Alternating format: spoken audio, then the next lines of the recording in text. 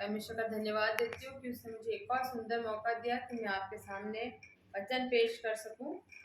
दूसरा इतिहास 32 का 7 पढ़ेंगे हम।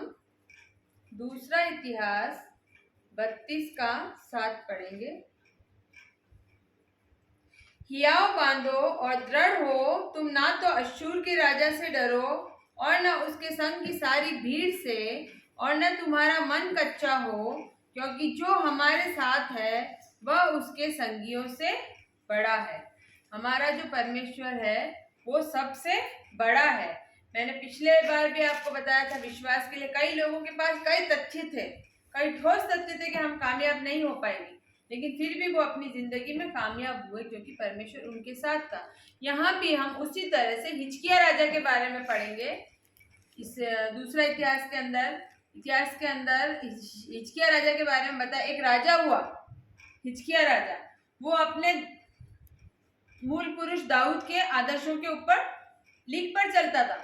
वो ठीक अपने दाऊद की तरह अपने वचनों को, परमेश्वर के वचनों को मानता। उसने कई काम ऐसे किए कि परमेश्वर उससे बहुत प्रसन्न हुआ, क्योंकि हिजकिय्याह राजा दिल से ऑनर करता था परमेश्वर का, दिखा भी नहीं था, उसके पास कोई ढोंग नहीं था, उसके पास में हमेशा वो दिल से ऑनर करता था, इसलिए परमेश्वर उससे हमेशा प्रसन्न रहता था। यहाँ हम देखते हैं हिजकिय्याह का एक राजा है और एक अश्शूर का राजा है। अश्शूर का राजा सन्हेरीब और उसका सेनापति रबशाके, उसके बारे में यहाँ पे दृष्टांत बताया गया है कि वो बहुत ज्यादा स्ट्रॉन्ग राजा हुआ करता था। उसने बहुत सारे वहां पर लड़ाई करने के लिए, हिजकिय्याह राजा के यहाँ लड़ाई करने के लिए उसने सबसे पहले रबशाके को भेजा कि रबशाके जाए और वहां के लोगों से बात करे, उसके बाद में हम जाकर के युद्ध छिड़ेंगे। तो यहाँ हमने आगे देखा, अश्शूर के राजा सन्हेरीब ने सारी सेना समेत लाकीश के सामने पड़ा था। उसके कर्मचारियों को यरूशलेम में यहूदा के राजा हिजकिय्याह और उसके सब यहूदियों को जो यरूशलेम में थे यो कहने भेजा, अश्शूर का राजा सन्हेरीब कहता है कि तुम्हें किसका भरोसा है जिससे कि तुम घिरे हुए यरूशलेम में बैठे हो। वो कह रहा है कि तुम किसके उसमें भरमाने में तुम यरूशलेम में छुप के बैठे हो, बाहर निकल के आओ। मैंने इतने बड़े बड़े युद्ध जीते, मैंने इतने बड़े बड़े कार्य किए कि तुम मुझसे नहीं बच सकते। आगे हम वचन में जाएंगे। तुम किसके भरोसे बैठे हुए हो? क्या हिजकिय्याह तुमसे ये कहकर कि हमारा परमेश्वर यहोवा हमको अश्शूर के राजा के पंजे से बचाएगा, तुम्हें नहीं भरमाता कि तुमको भूखों प्यासे मारे? क्या उसी हिजकिय्याह ने ऊंचे स्थान पर वेदियां दूर करके यहूदा और यरूशलेम की आज्ञा नहीं दी कि तुम एक ही वेदी के सामने दंडवत करना और उसी पर धूप जलाना? क्या तुमको मालूम नहीं कि मैंने और मेरे पुरखाओं ने देश देश के सब लोगों से क्या किया है? क्योंकि आगे हम पढ़ते हैं, वहां पर उसने बहुत सारे जनों को परास्त किया है, बहुत सारे राजाओं को भी परास्त किया। लेकिन हमको यहाँ पे किसके बारे में पढ़ रहे हैं? यहाँ हम हिजकिय्याह राजा के बारे में पढ़ रहे हैं। हिजकिय्याह राजा के सामने वो कितना, वो उनके लोगों से जा के बोल रहा है, रबशाके जो वहां जाकर हिजकिय्याह के सामने परमेश्वर की निंदा कर रहा है, रबशाके, और अपने राजा की बढ़ाई कर रहा है, उनके लोगों से बोला। तब वहां के लोगों ने बोला कि तू अपनी बोली में बात ना कर, यहूदी बोली में बात कर ना कर, तू अपनी बोली में बात कर। तब रबशाके को गुस्सा आता। रबशाके कहता, क्या मैं यहाँ तुमसे बात करने आया हूँ? क्या मैं यहाँ सबसे बात करने नहीं आया हूँ? यहाँ शहरपना पे जो लोग बैठे उनसे बात करने नहीं आया हूँ, या मैं सिर्फ तुमसे ही बात करने के लिए आया हूँ। उन्हें यहूदी बोली में पुकारा, उन्होंने कहा हमसे अपनी भाषा में बात ना कर। फिर उसने कहा कि हम तुम्हारी बोली समझते हैं, तुम अपनी भाषा में बात करो। उन्होंने कहा यहाँ पे मैं जो मैसेज देने आया हूँ तुम लोगों को, हिजकिय्याह को सारी जाके बातें बता दी। अब वो बातें क्या थी जो रबशाके ने लोगों के सम्मुख कही थी? अब उन बातों को हम देखते हैं। सन्हेरीब के राजा ने रबशाके के थ्रू क्या कहा? एक जाति है उसका नाम है गोजान, एक जाति है उसका नाम है हारान, एक जाति है उसका नाम है रेसेप, एक जाति है उसका नाम तलसार, एक जाति है एदेनी। इन जातियों में कुछ राजा पाए जाते हैं, हमाद का राजा, एक अरपाद का राजा, एक सफेम का राजा, एक हेना का राजा, एक इव्वा का राजा। दूसरा राजा 19 का 11-13 में हम पढ़ेंगे। यहाँ पे इन जातियों के बारे में और इनके राजाओं के बारे में बताया गया है। कोई पढ़े दूसरा राजा 19 का 11 और 13। देख तूने तो सुना है कि अश्शूर के राजा के सब देशों के कैसा व्यवहार किया है और उनका सत्यानाश कर दिया, फिर क्या तू बचेगा? गोजान और हारान और रेसेप और तलसार में रहने वाले एदेनी जातियों को मेरे पुरखाओं ने नष्ट किया, क्या उनमें से किसी जाति के देवताओं ने उसको बचा लिया? हमाद का राजा और अर्पदा का राजा और सफेद नगर का राजा और हैना और इवा के राजे ये सब कहाँ रहे? Yes amen. यहाँ पे हमने देखा कि उन्होंने कितने राजा बताए यहाँ पे। दूसरा राजा 19 के 11 से 13 के अंदर हमने पढ़ा।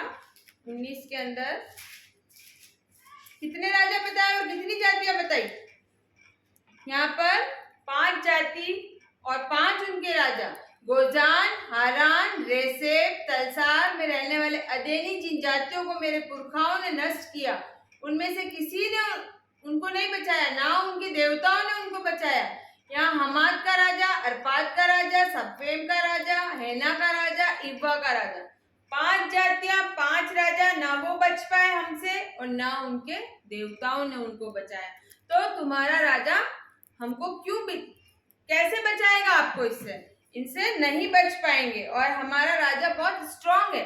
लेकिन जब युद्ध की बात सुनी थी उसने, तब उसने अपने पहाड़ों को दृढ़ कर लिया था। अपनी जो भी शहरपना टूटी हुई थी यरूशलेम की, उसको उसने दृढ़ करवा दिया था। जब उसको पता चल गया था अश्शूर का राजा सनेरिब ने आकर यहूदा प्रदेश में गढ़ वाले नगरों के विरुद्ध डेरे डालकर उनको अपने लाभ के लिए लेना चाहा, यह देखकर कि सनेरिब निकट आया है, यरूशलेम में लड़ने की इच्छा करता है, हिजकिय्याह ने हाकिमों और वीरों के साथ में सम्मति करके नगर के बाहर सोतों को पटवा दे और उनसे उनकी सहायता की। लोग वहां इकट्ठे हुए और उन्होंने क्या करा? अपनी जहां जहां से शहरपना टूटी हुई थी, फिर हिजकिय्याह ने हियाव बांधकर शहरपना जहां कहीं टूटी हुई थी वहां वहां उनको बनवाया, उसे गुम्मटों के बराबर ऊंचा किया और एक शहरपना बनाई और दाऊद के मिल्लों तक दृढ़ किया और बहुत से तीर और ढाले भी बनवाई। जब उसको युद्ध का पता चल गया, हिजकिय्याह को युद्ध होने वाला है, तो उसने अपनी जहां से भी टूटी फूटी शहरपना थी उसको सब ठीक करवाया, ढाले बनवाई, तीर बनवाए, भाले बनवाए, जो कुछ भी अपना, मतलब वो डरा नहीं उससे। यहाँ रबशाके बोल रहा है कि 5 जाति, 5 राजा, वो भी नहीं बचे, उनके देवता भी नहीं बचे, उनके लोग भी उनको नहीं बचा पाए, तो तुम्हारा राजा कैसे बच पाएगा? उसके पास तो इतना कुछ है भी नहीं। लेकिन यहाँ हम देखते हैं इतना स्ट्रांग होने के बाद भी हमारा परमेश्वर बिगड़े हालातों को, विपरीत समस्याओं को, समस्या कितनी भी बड़ी क्यों ना हो हमारे ऊपर, कैसी भी सिचुएशंस हो, लेकिन उन पे जय पाने का एक ही तरीका है कि हम उससे डरे नहीं। यहाँ पे हिजकिय्याह ने कभी भी डरा नहीं, कभी शैतान द्वारा किए गए कार्यों को तवज्जो न दे। हिजकिय्याह ने जब अश्शूर का राजा सेना लाकर आया, उसे सेना मानने से इनकार कर दिया। उसने क्या कहा? इस भीड़ से, यहाँ देखेंगे हम, उसने कहा इस भीड़ से मत डरो, हियाव बांधो और दृढ़ हो, ना तो अश्शूर के राजा से डरो ना उसके संग की सारी भीड़ से। तुम्हारा मन कच्चा ना हो, क्योंकि जो हमारे साथ है वह उसके संगियों से भी बड़ा है। उसने उसको सेना मानने से इनकार कर दिया, उसने शैतान के कार्यों को तवज्जो नहीं दी। उसने उसे कहा इस भीड़ से ना डरो। कभी कभी हम अपने जीवन में ये गलती कर बैठते हैं, दुष्ट की प्रशंसा परमेश्वर की प्रशंसा से अधिक करने लग जाते हैं, और यहीं पे दुष्ट को मौका मिल जाता है कि वो हमारे जीवन में कार्य कर लेता है। हमारी समस्याओं की चर्चा हम इतनी ज्यादा करते हैं बार बार, हम परमेश्वर के महान कार्यों को चर्चा करने की बजाय हम अपनी समस्याओं को ज्यादा महत्व दे देते हैं। अय्यूब 1 अध्याय में हम पढ़ते हैं, उसका जो कुछ था एक दिन में चला गया। अय्यूब में चलेंगे हम, अय्यूब 1 अध्याय,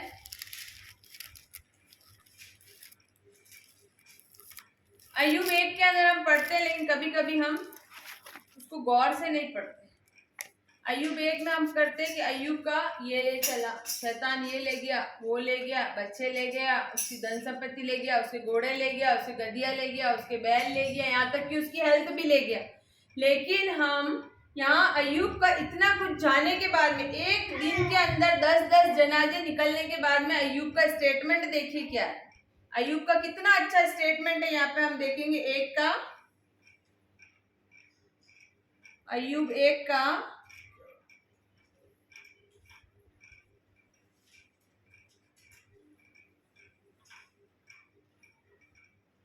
10 21 में देखेंगे, 1 का 21। मैं अपनी माँ के पेट से नंगा निकला और वही नंगा लौट जाऊंगा। यहोवा ने दिया और यहोवा ही ने लिया, यहोवा का नाम धन्य है।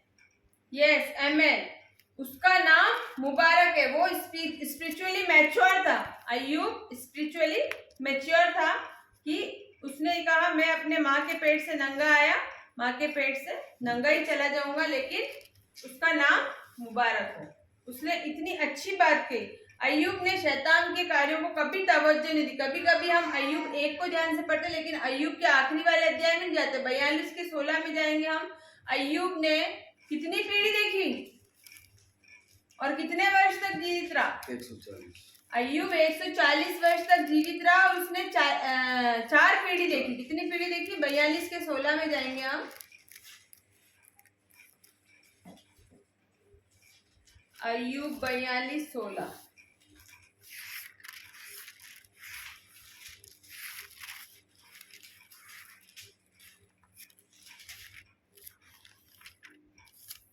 अय्यूब 42 का 16 पढ़ेंगे।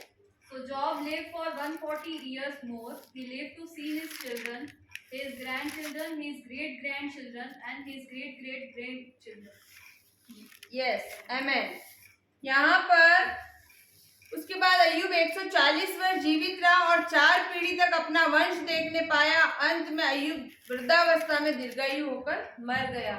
यहाँ हम बाइबल में कहीं भी ये नहीं पढ़ते कि अय्यूब के बेटे मैरिड थे।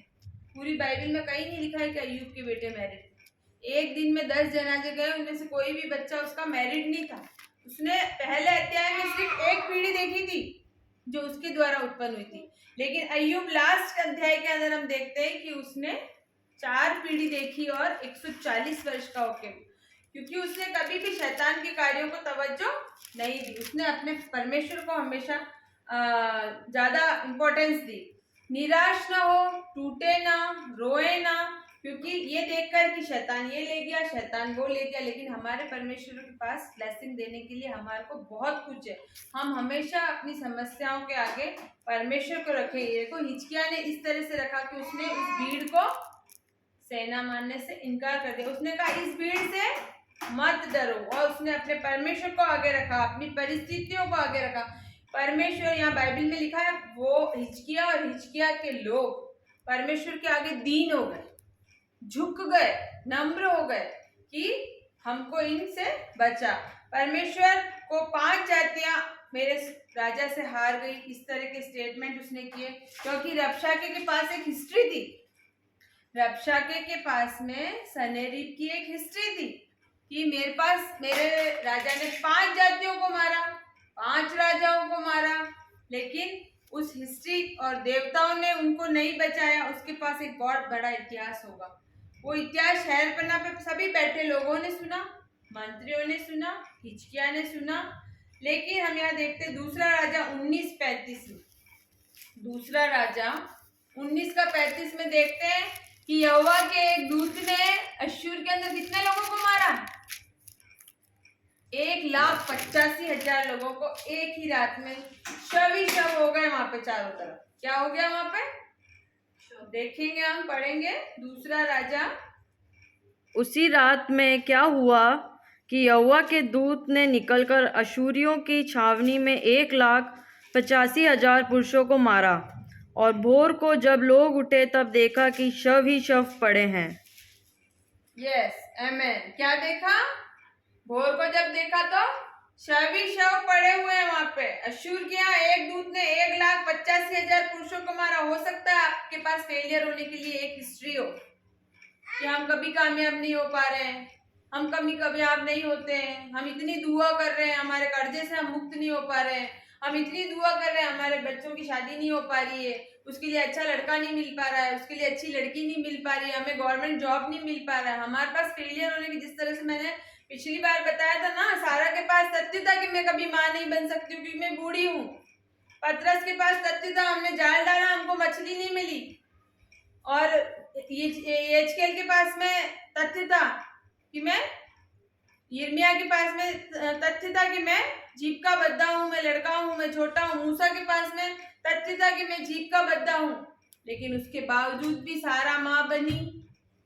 उसने जन्म दिया इसहाक को। 153 मछलियां मिली उनको बड़ी। ये यिर्मयाह नबी बहुत बड़ा भविष्यवक्ता हुआ और मूसा महान अगुआ बना जो कि इस्राएली जाति को लेके चला। उनके पास ठोस तथ्य, गिदोन के पास तथ्य थे कि मैं मिधानियों से नहीं जीत पाऊंगा। उन ठोस तथ्यों के बावजूद भी परमेश्वर ने उनको सफलता दी। वही चीज यहाँ पर भी थी। हिजकिय्याह ने अपने परमेश्वर को आगे रखा। उसने अपने, जिस तरह से अय्यूब ने हर जगह परमेश्वर को आगे रखा, हिजकिय्याह ने भी परमेश्वर को आगे रखा। उसे भीड़ मानने से, उसको सेना मानने से इनकार किया, उसे भीड़ का नाम दिया। लेकिन हर हाल में जब हम परमेश्वर को आगे रखते हैं तो परमेश्वर हमारे लिए इतिहास को नया लिख देते हैं, इतिहास को बदल देते हैं, इतिहास की पुरानी बातों को नया इतिहास लिख देते हैं। परमेश्वर ने वहां भी एक नया इतिहास लिखा। सारी जातियां हार गई, सारे राजा हार गए, सन्हेरीब का राजा हार गया, रबशाके हार गया, वहां शर्मिंदा होकर लौटा। हम बहुत अच्छी बात पढ़ेंगे दूसरा राजा 1937 के अंदर। दूसरा राजा 1937 के अंदर हम पढ़ेंगे। यहाँ परमेश्वर ने बहुत बड़ा मिराकल किया। 5 जातियां हार गई, उनके 5 राजा भी हार गए और वहां क्या हुआ वो हम देखेंगे आगे। 1937 के अंदर देखिए कोई, परमेश्वर ने रबशाके को जिंदा रखा ये सब कुछ देखने के लिए। क्या हुआ हम पढ़ेंगे 1937 के अंदर। वहाँ वह अपने देवता निसोत में मंदिर में दंडवत कर रहा था कि अदीमेलेक और सरेसेर ने उसको तलवार से मारा और अरारात देश में भाग गए। तब उसका पुत्र एसोदिन उसके स्थान पर राज्य करने लगा। Yes, amen. यहाँ पे परमेश्वर ने रबशाके को जिंदा रखा ये दिखाने के लिए कि जिस राजा की हिस्ट्री के ऊपर वो बहुत घमंड कर रहा था, वहां बहुत बड़ा काम हुआ। उसी रात को यहोवा के दूत ने निकलकर अश्शूरियों की छावनी में से 1,85,000 पुरुषों को मारा। भोर को शव ही मिले। अश्शूर का राजा सन्हेरीब चल दिया और नीनवे में रहने लगा। वहां जाकर उसने अपने देवता निस्सोक के मंदिर में दंडवत कर रहा था। तभी एदेमेलेक और सेरेसेर ने उनको तलवार से मारा, जो कि उसी के लोग थे। उसी के लोगों ने मंदिर में छुप के खड़े हो गए और जब वो मंदिर में दंडवत कर रहा था उसको तलवार निकलकर मार दिया। यहाँ पर रबशाके कितना शर्मिंदा हुआ। जो जिन देवताओं की वो गवाही दे रहा था उन्हीं देवताओं के मंदिर में उसको मारा गया। यहाँ पर वो हार गया, यहाँ पर हिजकिय्याह जीत गया। दूसरा राजा में लिखा है 1,85,000 को मार डाला। अश्शूर के राजा सन्हेरीब रबशाके युद्ध में इसलिए नहीं मरे क्योंकि परमेश्वर अपनी महिमा वहां प्रकट करना चाहता तो 1,85,000 लोग मरे थे वहां पे। रबशाके और सन्हेरीब भी मर सकता था, लेकिन अगर वो मर जाता तो लोगों को कैसे मालूम चलता कि उन्हीं की देवता के मंदिर में ये। रबशाके को भी इसलिए जिंदा रखा क्योंकि वो अपने राजा पे घमंड कर रहा था और उसके सामने ही प्रभु ने ये सब करके बताया। सन्हेरीब जो अपने देवता पे फूल रहा था, वो सारा उसका मामला खत्म हो गया। रबशाके जो अपने राजा पे फूल रहा था, उसका भी सारा टाइम खत्म हो गया। परमेश्वर ने उनको टाइम दिया, उनको फांकने दो, उनको अपनी हिस्ट्री बताने दो। परमेश्वर ने उनको खूब टाइम दिया, करते रहो तुम। लेकिन एक टाइम ऐसा आता है जब परमेश्वर अपना मिराकल सारी दुनिया को दिखाते हैं कि मेरे सिवा कोई भी इस दुनिया में नहीं है जो तुमको बता सके, अश्शूर को लोगों को बता सके जीवन देने वाला और बचाने वाला मैं ही हूँ। प्रभु जब किसी को आशीर्वाद देते हैं तो उसे कौन रोक सकता है। कोई जो परमेश्वर हमेशा ऐसा कार्य करता है, जब आपको कोई बिजनेस में हराना चाहता है या आपको घर परिवार में गिराना चाहता है या कहीं पे भी परमेश्वर जो हमको कहीं पे नीचा देखना होता है, परमेश्वर उन लोगों के सामने ही हमारे को ऊंचा करके दिखाता है। ये परमेश्वर का बहुत बड़ा मिराकल है। जब हम लोग कहीं पे बहुत टूट जाते हैं, परेशान हो जाते हैं हम हर परिस्थिति के अंदर, लेकिन हम जब परमेश्वर को आगे रखते हैं तो परमेश्वर हमको हमेशा ऊंचा उठाता उन लोगों के सामने जो हमको गिरा। परमेश्वर हमको ऊंचा उठाएंगे।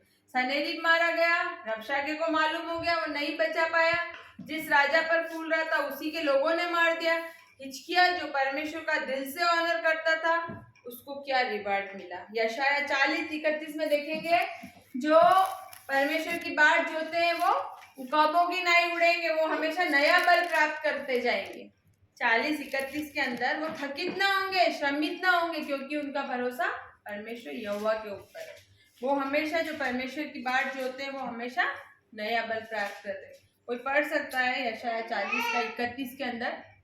परंतु जो यहोवा की बाट जोते हैं वे नया बल प्राप्त करते जाएंगे, वे उकाबों के समान उड़ेंगे, वे दौड़ेंगे और श्रमित न होंगे, चलेंगे और थकित न होंगे। यस, आमेन। मैंने आपको बताया जो हिजकिय्याह भी परमेश्वर की ओर आस लगाए हुए था, अय्यूब भी परमेश्वर की ओर आस लगाए हुए था, उनके ऊपर कितनी भी विपत्तियां पड़ी लेकिन वो उकाबों की नहीं उड़ेंगे। और अभी हमारे जवानों से ये मैसेज है हमारा कि हम हर परिस्थिति में, जब हमें नौकरी नहीं मिल रही है, हमें लड़का लड़की नहीं मिल रही शादी ब्याह के लिए, या हमें कम सैलरी का जॉब मिल रहा है, या हम कर्जे से परेशान हैं, हम को कोई भी परेशानी हमारे जीवन में, तो हमें सबसे आगे अपने परमेश्वर को घुटने टेक करके नम्र और दीन होना। यहाँ हमने वचन में पढ़ा था हिजकिय्याह और हिजकिय्याह लोग परमेश्वर के सामने दीन हो गए थे, परमेश्वर ने उनकी सुनी।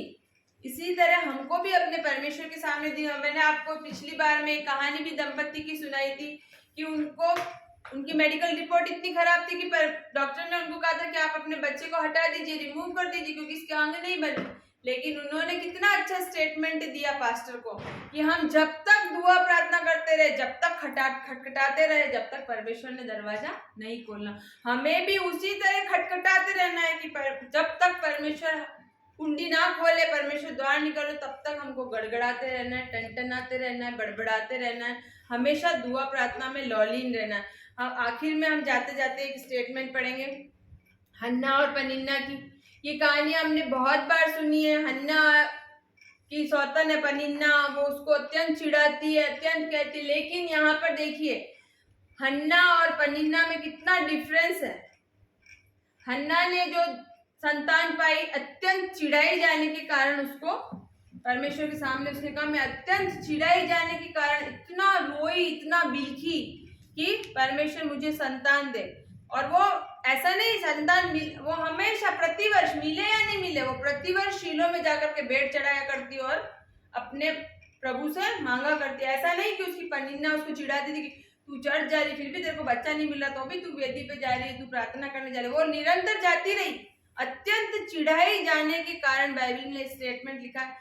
लेकिन बहुत अच्छी बात है कि पनिन्ना के एक भी बच्चे का वर्णन बाइबल में नहीं है। इस पवित्र शास्त्र में पनिन्ना के एक भी बेटे का नहीं है, जबकि हन्ना के बेटे शमूएल का उदाहरण बाइबल के अंदर है। और हमने ये भी देखा कि शमूएल की एक भी प्रार्थना परमेश्वर गिरने नहीं देता था जमीन पे। एक भी प्रार्थना उसकी ऐसी नहीं है जो अनसुनी हुई हो। कितना बड़ा रिवॉर्ड दिया परमेश्वर ने, कितना बड़ा इनाम दिया। हन्ना को बेटा तो दिया साथ में, और उसके इतने महान करे। इजराइल के 2 बड़े राजाओं का अभिषेक किया उन्होंने, शाऊल का और दाऊद का अभिषेक शमूएल नबी ने किया। वो एक बहुत बड़ा नबी कहलाया।